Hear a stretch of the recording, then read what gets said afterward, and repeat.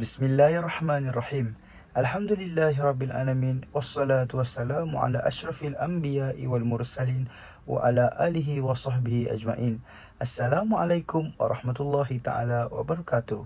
Salam ukhuwah, salam kasih sayang dan salam pendidikan sejahtera. Warga penonton yang dirahmati sekalian, bersyukur kita kehadrat Ilahi atas limpah dan kurnianya dapat kita bertemu dalam forum pendidikan yang akan membincangkan isu-isu pendidikan dalam masyarakat digital dan penyelesaiannya mengikut perspektif etika dari pelbagai peradaban. Para penonton sekalian, sebelum saya memperkenalkan para panel kita pada hari ini, kita sedia maklum, pendidikan merupakan salah satu aspek penting dalam pembinaan sesebuah peradaban. Saat ini, pendidikan berada di masa pengetahuan dengan peningkatan yang luar biasa. Penerapan media sosial dan teknologi digital telah merancakkan lagi proses ini. Namun kini, terdapat beberapa faktor yang telah mengakibatkan munculnya masalah dalam masyarakat digital masa kini. Sebelum kami mengupas perkara ini dengan lebih lanjut, moleklah kita kenal dahulu dengan para panel kita. Panel pertama, yang segak lagi bergaya, Saudara Syazwan Amir bin Muhammad Syukri dari Ibu Kota Kuala Lumpur. Panel kedua, Saudara Muhammad Aiman bin Azhar yang kita dapatkan terus dari negeri Perlis, Indra Kayangan. Yang ketiga, kecil molek tampan wajahnya Saudara Izlukman bin Asma Wizan. Kita bawakan khas dari Baling Kedah. Apa khabar saudara? Ya, Alhamdulillah saya sihat saja dan mampu lagi beribadah kepada Allah Subhanahu Wa Taala.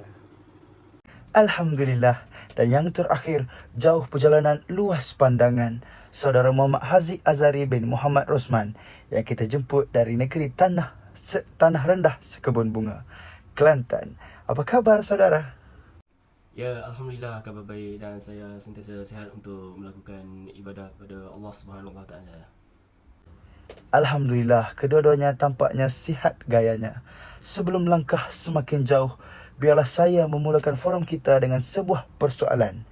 Apakah faktor yang mengakibatkan kemunculan isu pendidikan dalam masyarakat digital? Silakan panel pertama. Terima kasih Tuan Pengurusi yang manis senyumannya yang membawa 1000 persoalan.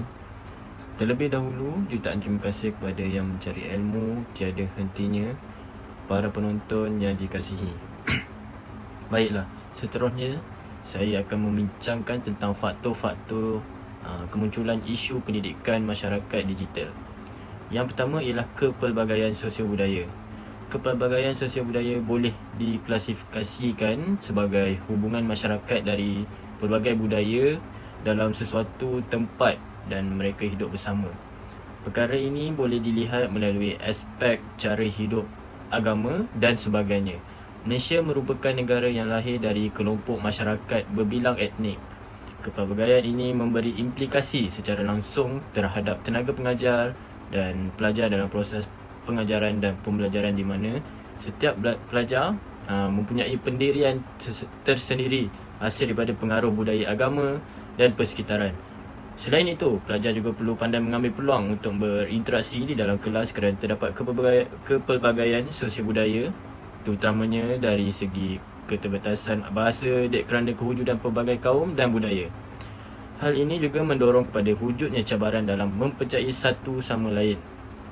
Kepelbagaian budaya dalam sistem masyarakat majmuk dalam negara kita memberikan kesan secara langsung kepada perkembangan sistem pendidikan secara umumnya dan khususnya kepada suasana pembelajaran.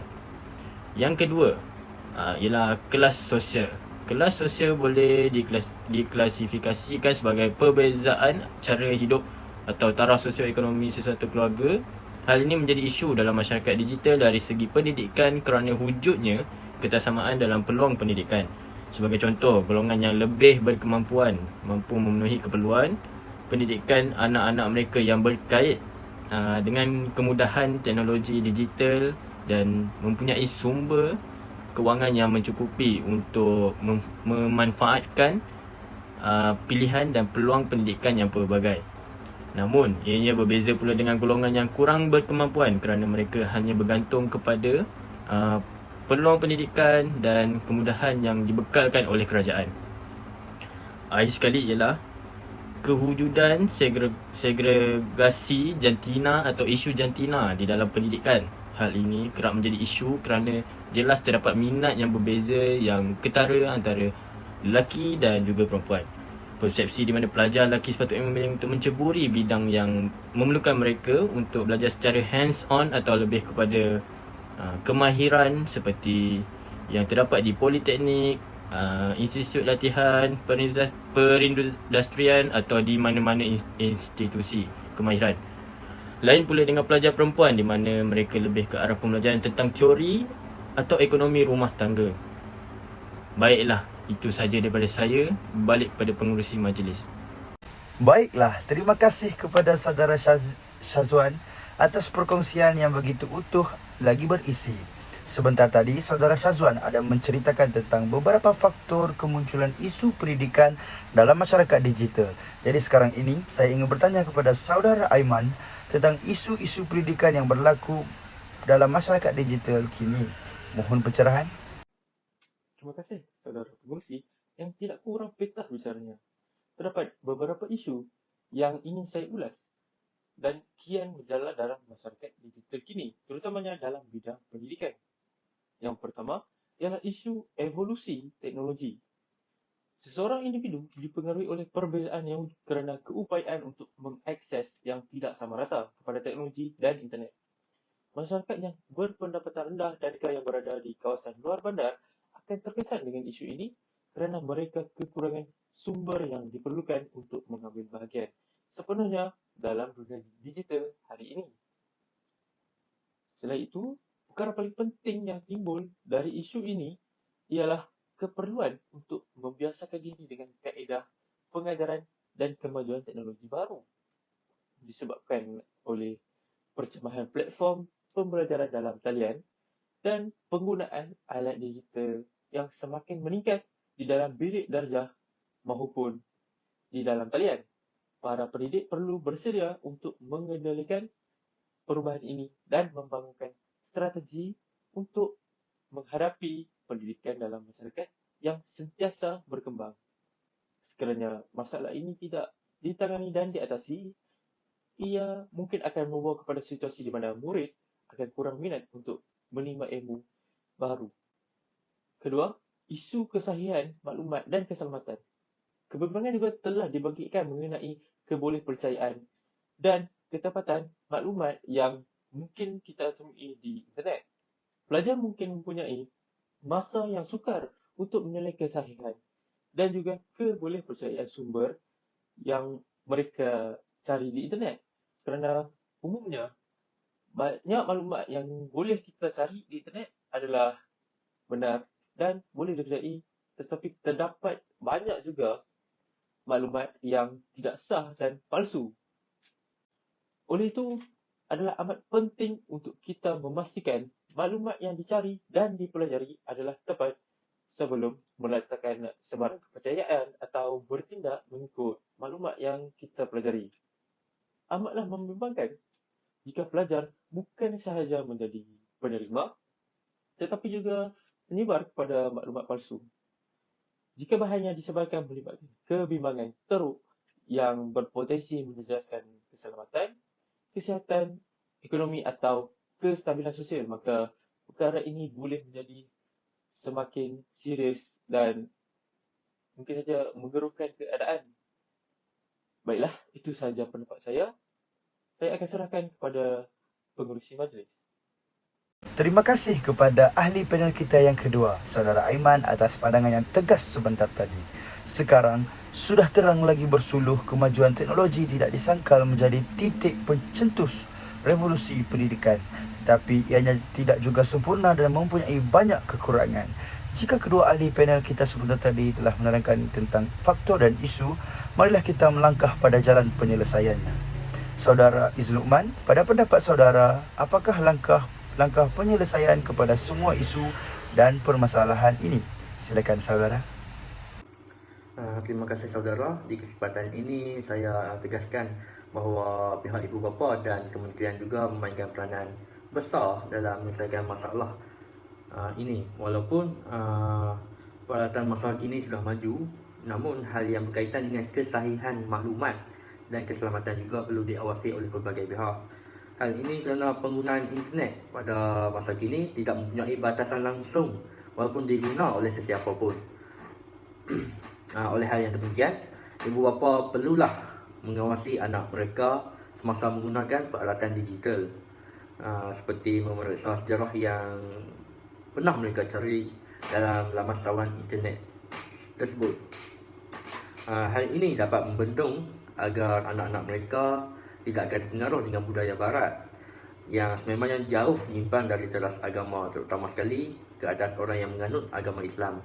Sekiranya terdapat sejarah carian yang dilakukan oleh anak mereka seperti bahan yang berunsur lucah, ibu bapa perlulah melakukan sesuatu seperti memberi amaran kepada anak mereka atau melakukan perbincangan keluarga dengan anak mereka semua. Hal ini dapat memastikan anak tersebut dapat terhindar dari melakukan perkara tersebut dan insaf untuk melakukannya lagi. Pihak sekolah juga mempunyai peranan yang penting dalam melakukan perkara ini. Selain pihak sekolah, pihak institusi pengajian tinggi maupun media perlulah melakukan satu kempen untuk mengajar kepada anak muda agar jangan menyebarkan maklumat atau berita palsu. Hal ini kerana dengan teknologi moden dan tanpa batas, maklumat yang dikongsi oleh pelbagai orang sangat mudah diperolehi oleh semua pengguna peralatan digital. Mereka perlulah mengajarkan kepada pelajar agar perlulah mencari ilmu atau maklumat atau berita palsu secara dengan orang yang tertentu saja. Ini membolehkan para pengguna dapat memperolehi maklumat yang betul dan sahih sebelum dikongsi dan bukannya berita palsu yang dapat memberi kesan yang sangat serius sekiranya mereka mengongsikan berita tersebut kepada khalayak umum. Ini membolehkan para pengguna dapat memperolehi maklumat betul dan sahih sebelum dikongsi dan bukannya berita palsu yang dapat memberi kesan yang serius sekiranya dikongsikan. Kerajaan juga telah menubuhkan satu badan untuk menyiasat maklumat palsu yang disebarkan, iaitu Suruhanjaya Komunikasi dan Multimedia Malaysia atau dikenali sebagai SKMM. Hal ini bagi membolehkan pihak berkuasa untuk mencari orang yang telah menyebarkan berita palsu kepada umum. Sekiranya didapati orang itu bersalah, mereka akan didenda tidak lebih RM50,000 atau dipenjara tidak lebih setahun atau kedua-duanya sekali. Hal ini akan membuatkan pengguna digital akan melakukan siasatan terlebih dahulu sebelum berkongsi berbagai maklumat kepada pihak khalayak umum. Itu sahaja daripada saya, semoga bermanfaat. Kembali kepada saudara pengerusi kita, Encik Muhammad Asri. Bagaimana pula pendapat saudara Haziq? Ada penyelesaian lain bagi menyelesaikan isu ini? Terima kasih saudara. Di kesempatan ini ingin saya tegaskan bahawa pihak ibu bapa dan kementerian juga memainkan peranan besar dalam menyelesaikan masalah ini. Walaupun peralatan masa kini sudah bertambah maju, hal yang berkaitan dengan kesahihan maklumat dan keselamatan juga perlu diawasi oleh pelbagai pihak. Hal ini kerana penggunaan internet pada masa kini tidak mempunyai batasan langsung walaupun digunakan oleh sesiapa pun.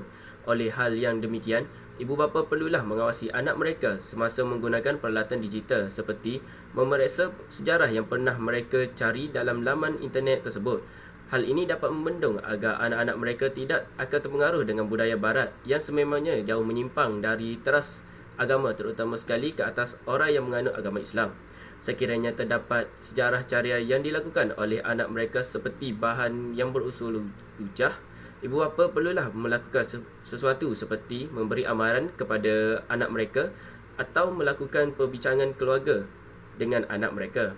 Hal ini dapat memastikan anak mereka tersebut dapat terhindar dari melakukan perkara tersebut dan insaf untuk melakukannya lagi. Dalam pada itu, pihak sekolah, pihak institusi pengajian tinggi maupun media perlulah melakukan satu kempen untuk mengajar kepada anak muda agar jangan menyebarkan maklumat atau berita palsu. Hal ini kerana dengan teknologi yang moden dan tanpa batas, Maklumat yang dikongsi oleh pelbagai orang sangat mudah diperolehi oleh semua pengguna peralatan digital. Mereka perlulah mengajar kepada pelajar agar perlulah mencari ilmu atau maklumat dari sumber yang sahih atau boleh dipercayai. Ini membolehkan para pengguna dapat memperolehi maklumat yang betul dan sahih sebelum dikongsikan dan bukannya berita palsu yang dapat memberi kesan yang sangat serius sekiranya dikongsikan. Kerajaan juga telah menubuhkan satu badan untuk menyiasat maklumat palsu yang disebarkan iaitu Suruhanjaya Komunikasi dan Multimedia Malaysia ataupun SKMM. Hal ini bagi membolehkan pihak berkuasa untuk mencari orang yang telah menyebarkan berita palsu kepada umum. Sekiranya didapati orang itu bersalah, mereka akan didenda tidak melebihi RM50,000 Malaysia atau dipenjara tidak melebihi 1 tahun atau kedua-duanya sekali. Hal ini akan membuatkan pengguna digital akan melakukan siasatan terdahulu sebelum berkongsi pelbagai maklumat kepada pihak umum. Itu sahaja daripada saya. Semoga bermanfaat. Kembali kepada saudara pengurusi majlis. Wah, begitu hebat sekali pandangan para panel kita pada hari ini. Terima kasih kepada panel-panel kita pada hari ini kerana sudi menyuarakan pendapat masing-masing. Moga apa yang disampaikan sebentar tadi tidak hanya masuk telinga kanan keluar telinga kiri. Kesimpulannya, isu-isu pendidikan masyarakat digital ini haruslah dipandang dengan lebih serius agar ianya tidak mendatangkan mudarat yang panjang. Sekian saja perkongsian kita pada hari ini. Terkasar bahasa, tersilap bicara, mohon dimaafkan. Saya mengakhiri pertemuan ini dengan lafaz yang mulia. Wabillahi taufiq wal hidayah. Assalamualaikum warahmatullahi wabarakatuh.